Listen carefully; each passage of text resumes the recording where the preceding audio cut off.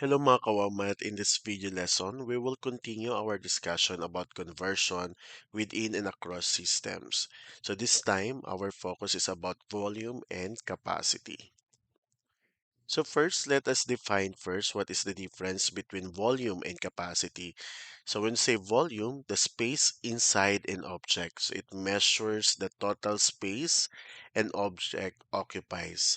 So the question, like for example, on the picture, no, how big is the container? So, tinitingnan natin, pag sinabi natin volume, that is the size, okay, nung isang object. Capacity is the amount an object can hold. So, it measures how much the container can hold. How much can fit inside? So, gaano karami ang pwede natin ilagay dun sa isang lagayan. So, that is capacity. So, yun ang pagkakaiba ng volume and capacity. So, pag volume, so the space inside, yung capacity, the box filled with uh, an object, kung ano mong ilagay mo. Pwedeng bigas or something. So, again, pag sinabi natin volume, that is measures the space, capacity, measures the content.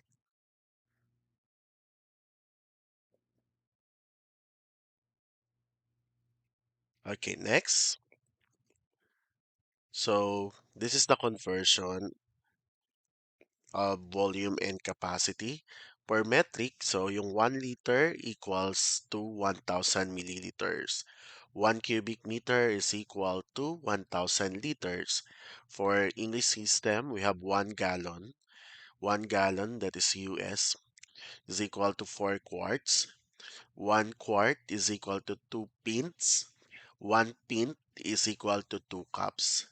So kung across, so pwedeng from metric to English system, so English system to metric. So kapag sinabi kasi natin within, so ang kino-convert lang natin is metric to metric, English system to English system. So kapag across, metric to English system to metric. So for example, we have this conversion. 1 ounce is equivalent to 29.57 milliliters. 1 gallon, so this is a US measurement, is equivalent to 3.785 liters. 1 liter is equivalent to 0.2642 gallons. And 1 liter is equivalent to 4.22675 US cups. So, yung mga itong gagamitin natin na conversion sa discussion natin today. So, for example, convert 5 pins to cups. So, tingnan lang natin dito. So, alam natin na yung 1 pint ay is equal to 2 cups. So, kung may 5, so times 2 lang, no? So yung 1 pint is equal to 2 cups. So, multiply lang natin. So, 5 times 2, that is 10. So, ibig sabihin, ang 5 pints equals to 10 cups. Another, 10 gallons is equal to how many cups? Okay, so dito, walang directly na makukuha mo agad. So, unang gagawin, yung 10 gallon, i-convert muna natin sa quarts. Kasi yung 1 gallon, yung 1 gallon ay equal sa 4 quarts. And then yung 1 quart ay equal sa 2 pints and 1 pint ay equal sa 2 cups. So, ang gagawin nyo lang, you multiply 10 gallons, multiply by 4 quarts, times 2 pints, times 2 cups. Then, the answer will be, para makuha natin yung unit, so that is 160 cups. Okay. Kara has 2-liter bottle of juice. So, how many glasses can it fill with 200 ml of juice? So, we all know, no, yun ang 1 liter, ilang ml yan? 1,000. Okay? So, since kung may may 2 liters, so ilang milliliters yun? Meron tayong 2,000 milliliters. Since tinatanong, ilang glasses can it fill with 200 ml of juice? So, kung may 2,000 milliliters ka na, you simply divide it by 200. So, para malaman mo kung ilang glasses yung 2,000 ml. na per 200 milliliters.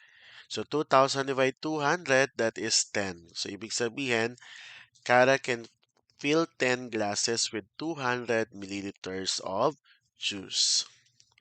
Next, a pool is 15 meters long and 10 meters wide.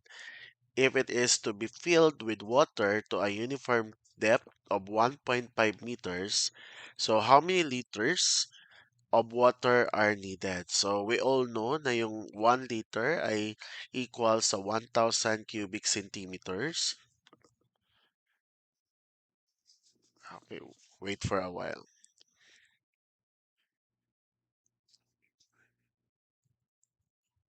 Okay, so again, that 1 liter is equal to 1,000 cubic centimeters. So, paano natin makukuha to? Okay, una, i-convert muna natin no, itong mga meters into centimeters. So, yung 15 meters, how many centimeters? Multiply it by 100 lang, di ba? So, that is 15 times 100. So, 1,500. 10 meters times 100, so that is 1,000 centimeter. 1.5 meters, that is 150 centimeters. So, paano natin kukunin? Since the formula for the volume is length times width times height. So, i-multiply lang natin yan. When we multiply that, anong sagot? That is 225,000 cubic centimeters. So, tinatanong, ilang liters of waters are needed? Since yung 1 liter natin ay equal sa 1,000 cubic centimeters, so yung 225 million cubic centimeters, i-divide natin sa 1,000 cubic centimeters. So, ilang litro ng tubig ang kailangan? So that is 225 liters. Another, a school canteen prepares a large container of calamansi juice for Nutrition Month. The container holds 15 liters of juice. If then canteen staff serve the juice in small paper cups that each hold 250 milliliters, how many students can be served? So una, i-convert muna natin no, into cups. So yung one, alam natin ang 15 liters, that is into 50, that will be 15 milliliters kasi yung 1 liter natin ay 1,000 milliliters. So times 1,000 lang. No? 15 times 1,000, so 15,000 ml. Since yung cups natin naka-ml, so kailangan natin yan i-convert. Then after that, so alam naman natin na yung dito walang directly, no? Walang directly na nakalagay kung paano natin kukunin. But here, meron tayo dito, 1 liter is equivalent to 4.22675 US cups. So ngayon, paano natin gagawin? So simply, divide lang natin yung 15,000 ml divided by 250 ml per cup. So, ibig sabihin, 15,000 divide 250, that is equal to 60. So 60 students can be served. So 60 cups. No?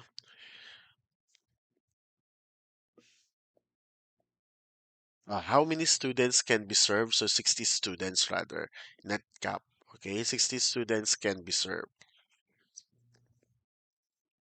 Next, a barangay neighborhood has a rectangular emergency water tank that is 2 meters long, 1.5 meters wide, and 2 meters high. How many cubic meters of water can it hold? And what is its capacity in liters? So, dalawang tinatanong, no? Yung volume and then the capacity. So the formula for volume is length times width times height. So what is length? That is 2 meters multiplied to 1.5 meters, the width, and the height will be 2 meters. So 2 times 1.5 times 2, that is equal to 6 cubic meters. Then after that, kukunin natin yung capacity. So, i-divide lang natin yun, no? So, since ang 1 cubic meter ay equal sa 1,000 liters, so, paano natin gagawin?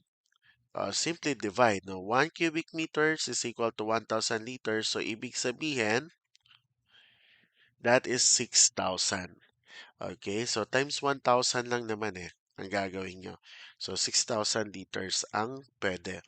So, what is the answer? Ang volume natin, so how many cubic meters? 6 cubic meters.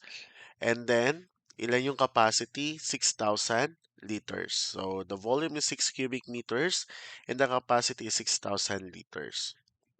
Next, a sari-sari store receives a shipment of important milk. So each carton is labeled as 1 gallon. A customer want to know how many 1 liter bottles they would need to buy to get the same amount of milk. So first, we all know naman that the 1 gallon ay approximately that is 3.785 liters. So you would need more than 3 bottles but less than 4. So to match or exceed the gallon, the customer would need 4 bottles, no? If of 1 liter each. Kasi with a little bit, may mga konting matitira kasi 3.785. So mas okay na yung apat na. Okay? Para hindi rin kulang, hindi rin ganun kasobra. So that okay lang. So approximately 3.79 liters or 4 1 liter bottles to cover the full gallon. Another problem, your grandmother or your lola has an old recipe for leche plan that calls for 2 cups of condensed milk. However, the store only sells can measured in milliliters. If 1 cup is approximately 237 ml, how many milliliters does the recipe require? So, anong una yung gagawin? So, meron tayo dito that 1 liter is equivalent to 4.2267 US cups. So, pwede gamitin. Okay, check natin. No? First, we will multiply the number of cups by the conversion factor. So, yung 2 cups, multiply natin by 237. So, kasi 237 ml per cup. So, that is 474 ml. And then, so yan ang kailangan mo, no? How many milliliters does the recipe require? Lawless recipe requires 474 ml of condensed milk. Next, a driver at a gas station sees that his car's fuel tank has a capacity of 50 liters. So if the gas pump display the total in gallons, how many gallons will it show when the tank is completely full? So first, multiply the liters by gallon conversion factor. So 50 liters ay imumultiply natin sa 0.264. This is the ano no, approximately ng 1 liter na equivalence ay yung 1 liter sa 0.2642 gallons. So pag minultiply natin, that is 13.2. So ibig sabihin, the pump will show 13.2 gallons.